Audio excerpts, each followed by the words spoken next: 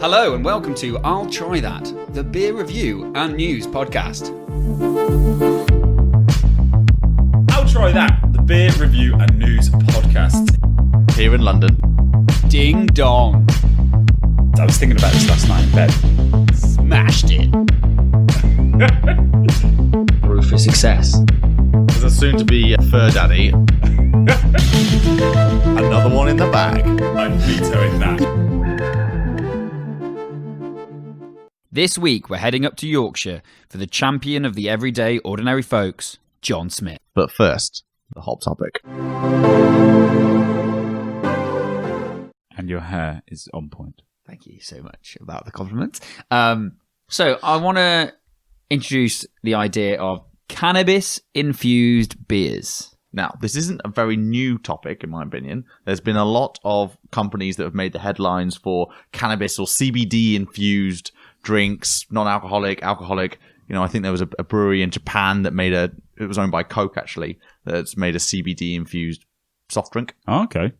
Crazy. So that's not a relatively new concept then. No, but as in, so it's becoming more and more prevalent, though, and it's becoming bigger because the fact that it got legalized in 2018 in America, Uruguay, and Canada. Oh, well, certain states in America, I should say. Cannabis. Yes. So CBD, which is, it's got a lot of links to helping with anxiety. It's promotes relaxation, has a lot of calming effects. Whilst the THC is actually the chemical that promotes the being lethargic, getting cravings, like the food cravings, and stimulating the senses. So that's almost like that's what makes you feel high. Yes, that as in when they say high, okay. yeah. So now we're talking about the THC infused beers. Oh, okay. Okay, which is quite interesting because I would think that people would maybe promote the CBD. CBD is definitely already being used. So I find it interesting they're now bringing out these THC infused beers. So, and who are? So, for instance, it's the fact so there's a grain wave Belgian style white ale, which is called Sierra, and it's non-alcoholic. Okay, but it's got THC in it. So you drinking wouldn't need the alcohol, I suppose. Yeah. That was going to be a point I was bringing up. I was thinking, do we need to combine cannabis and alcohol together in one thing? I think it's a recipe for disaster. Yeah. But hearing that, thank God. But that's actually a really good point. It's almost like they're using the beer as a delivery system for the THC. Yeah. Oh, 100%. So it's not about the alcohol content. It's about you're just drinking a liquid that has THC in it. So the Sierra one is from Denver, Colorado. Okay. And we'll have to point out that Colorado was the first state to make it legal in the US. So another one is the Pale Haze THC infused. Again, not less than 0.5 ABV. Again, they're not putting the alcohol in there. Yeah. There's obviously, and this one has double the amount of THC in it. So 10 milligrams. Again, another American brewery. Yeah. From San Diego.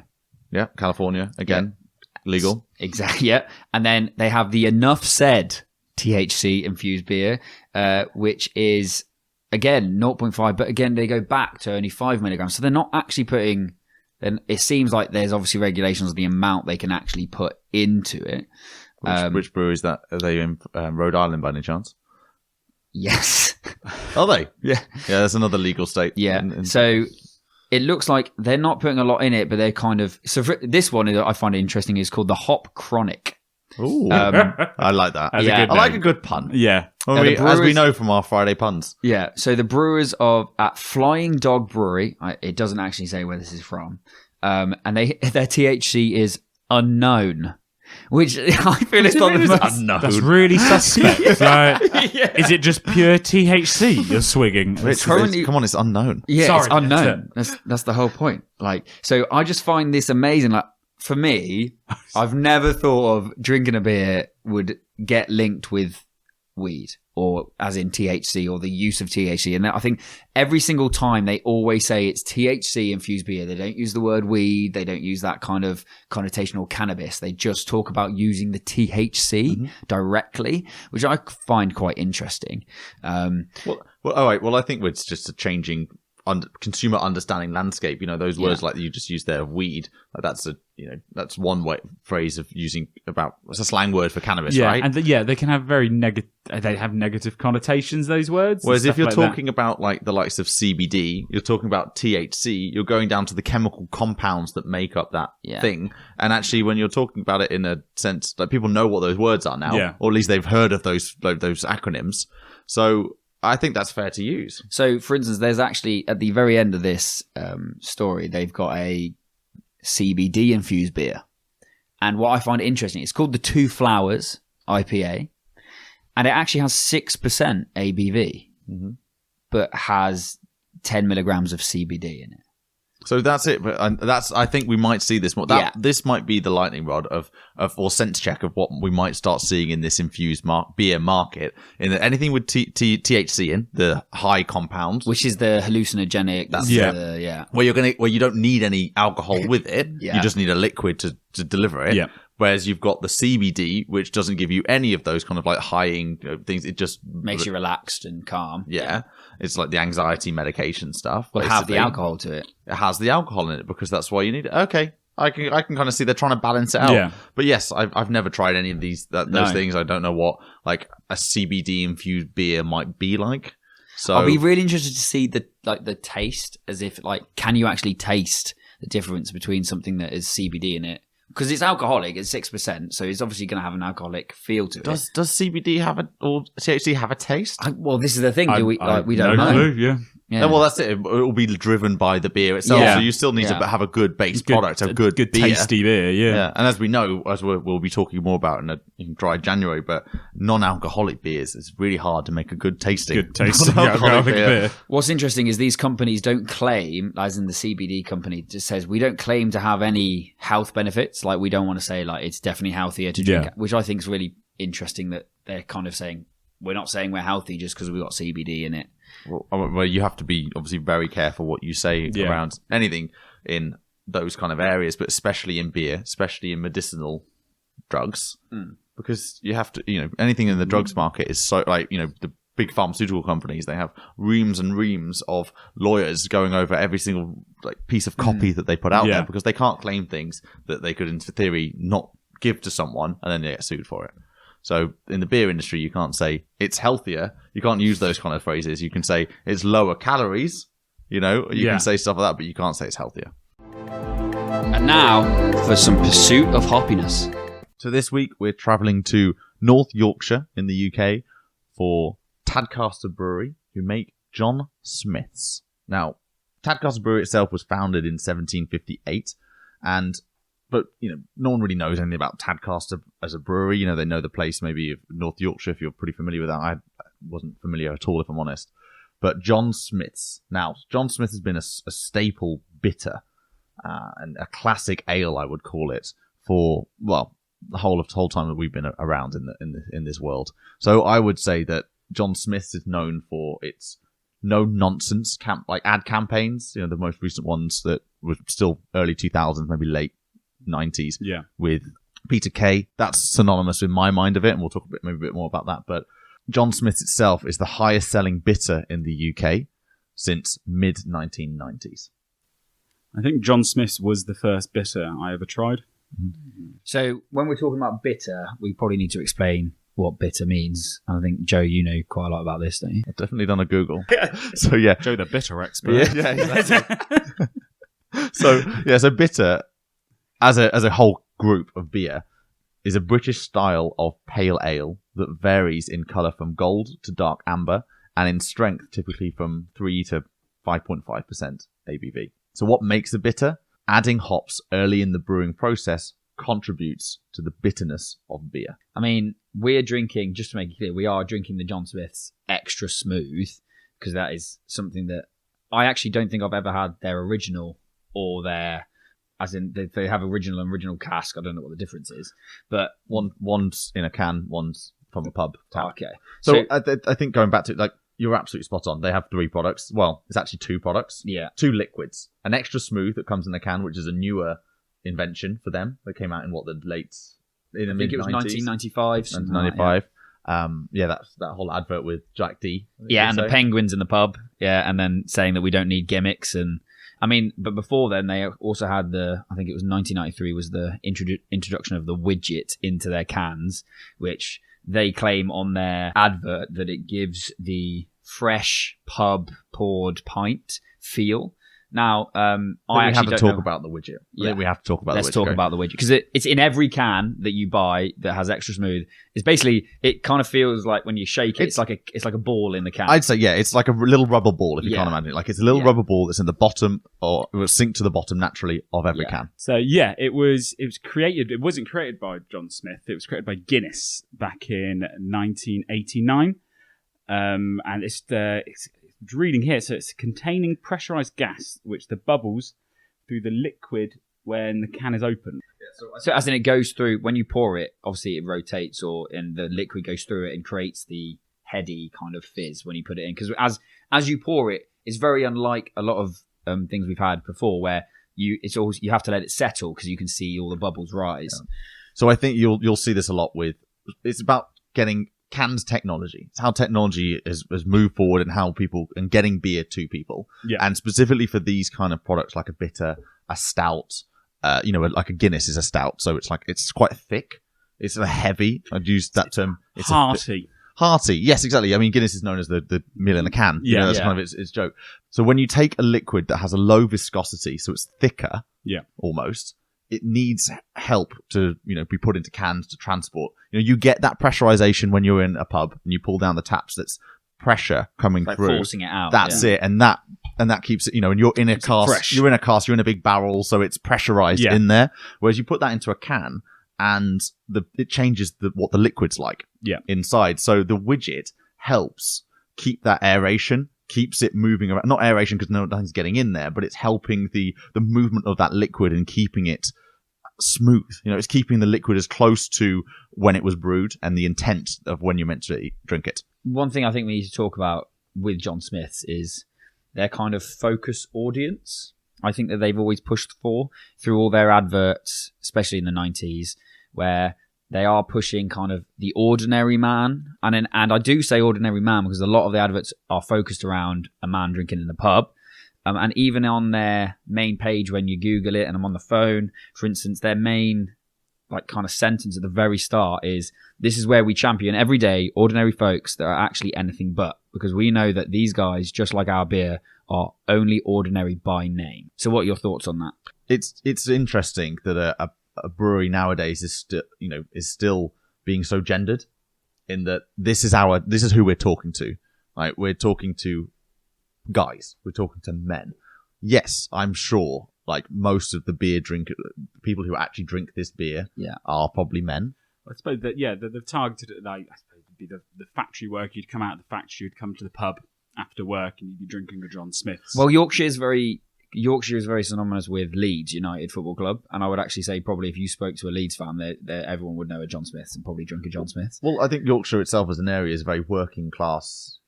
It's been the heartland for a lot of industry in the UK. So a lot of people who are working, and that's not to use the term working class isn't to say it's a dig at anyone. It's just to say they generally it's a working environment. Hard working. Or it's think about grafting. rough men. Yeah, I think if you were to take it into a context of working like steel mills in the States. This is you're literally working in steel mills here in Yorkshire. You're down the pits. In mining towns. These are It's a kind of it's not there anymore. Like, we don't have that level of industry anymore. No. But this beer was definitely tapping into those people. And I do find it interesting that with John Smith that I haven't really seen a new advert for them for a long, long time. And they seem to be kind of not a big presence online.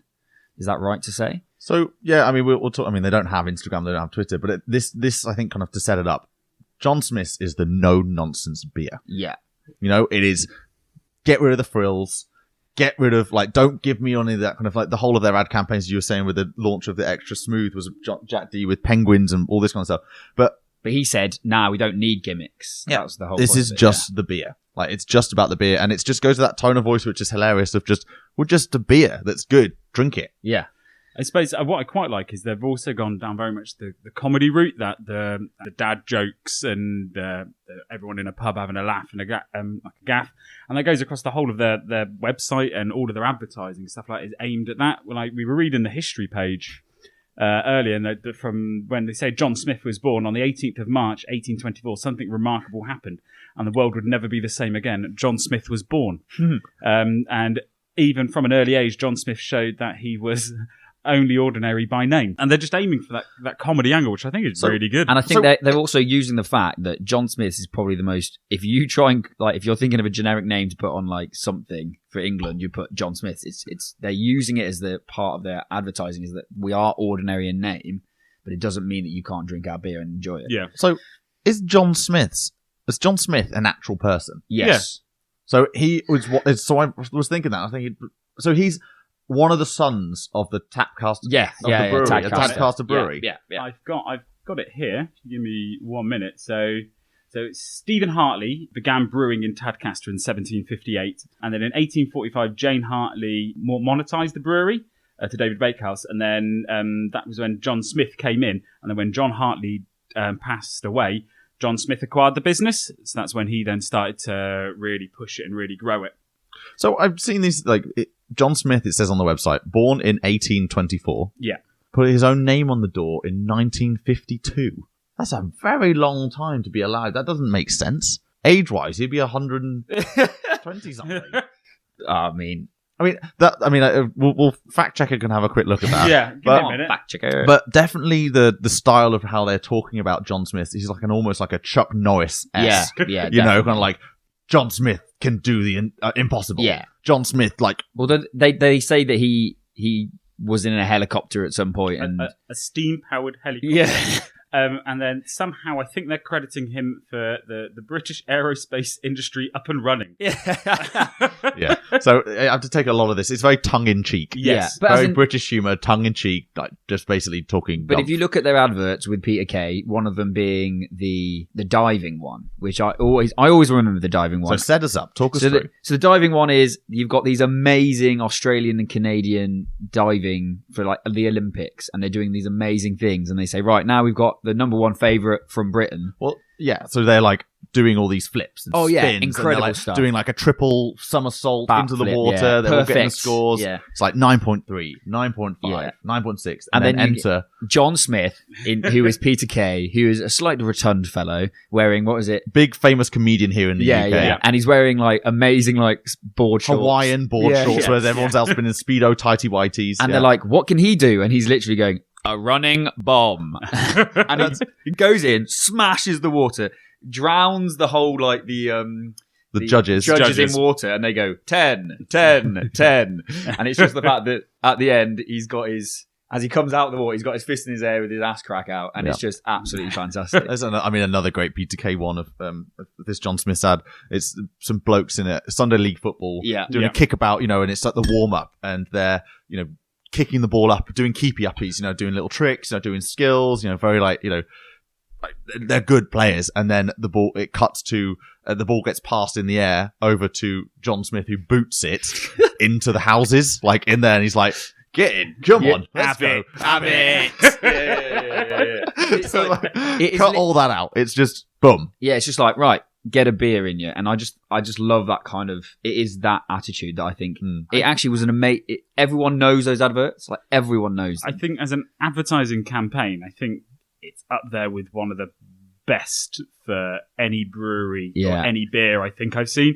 You look at some other adverts and they're all quite fancy and arty, and they go along the lines of like a perfume advert. You're slightly confused when you finish watching it, sort of thing. Well, but you know what it is with John Smith. John Smith, like that.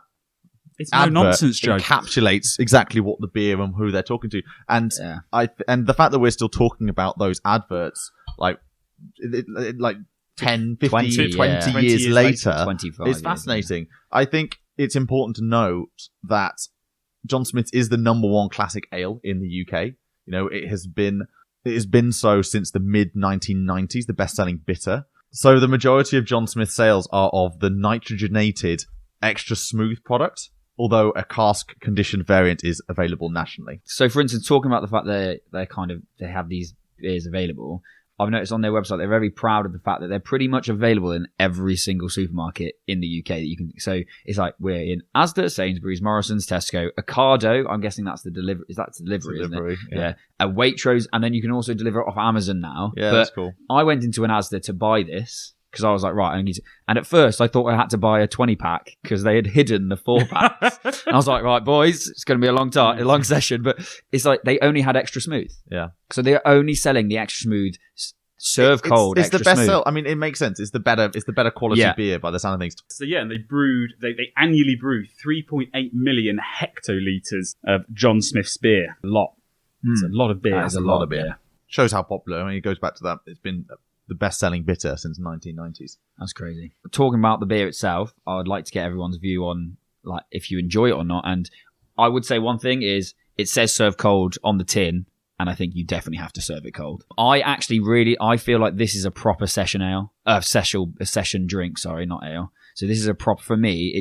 I don't feel like it's too heavy. I think it's really smooth. I know it says it's extra smooth, but it is actually smooth and easy to drink. I've not drunk much John Smith's in my time, but I do enjoy it. It's not something I personally would go out and buy for myself, but drinking it here right now, I'm thoroughly enjoying it. It's quite light. It's quite refreshing. It goes down well. And yeah, it's definitely got to be cold. I mean, it's 3.6%, so it's really low on the ABV as beers go. And I think go back to what you're saying, session ale, like the idea is that this is a quantity drink.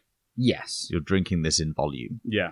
Whether you, not specifically, but that's how people are. Not one individual is meant to drink a lot of it. They're not promoting that. They're just saying that you can happily drink have a few. two or three of these and then walk home and be fine. Yeah. One thing I would also like to talk about is it's called No Nonsense. It's like the whole, and I think the can does the same.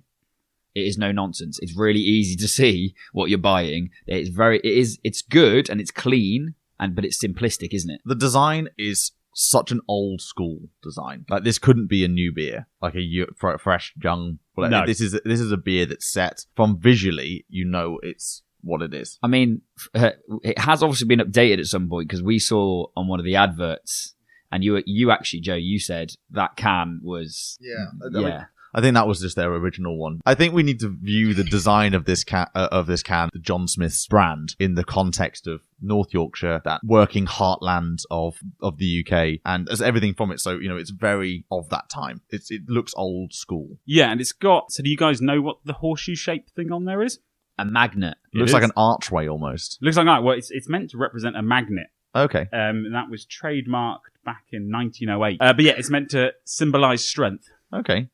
So they've put a strength icon on their can. John Smith's written really bold from the Tadcaster Brewery, lovely, extra smooth bottom in this silver thing. We really need to ham up the smoothness of this. This is what they're trying to do. It's why they have the widget in there. That's why they have the extra smooth. That's why they talk about it being served cold. Like as a beer that goes, it goes down smooth. It slips down. It's like it slips down your gullet, doesn't it? It's very easy. I like the creamy texture with it as well that comes with it. It's just, I thoroughly enjoy it. I think it's an understate. Like I don't drink a lot of bitters, right? And I think it makes me think, well, maybe I should be trying a few more because I really enjoy this. And I think it's something that you don't. Maybe there's not actually that many. I mean, I know Banks is bitter, and maybe that's kind of the only other one. I know. Yeah. Again, it's a very UK specific. Literally in its name of a bitter, it's a UK pale ale basically, or styled pale ale. And I think if you haven't grown up in the UK and you've maybe had a bitter every now and then, or you're new drinkers to the beer market, a bitter's probably not where you should start out.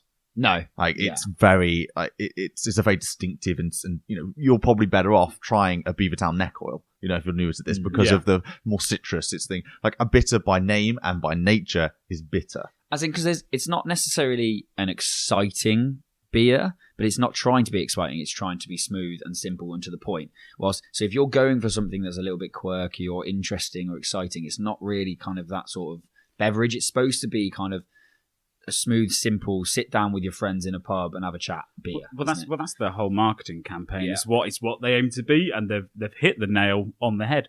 They're not trying to be anything different. They're not trying to change who they are. They are, as it says, they're just no nonsense, and they just want you to sit down and enjoy it.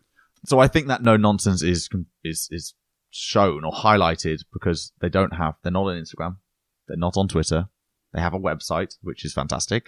Incredibly simple website. Very simple There's- website.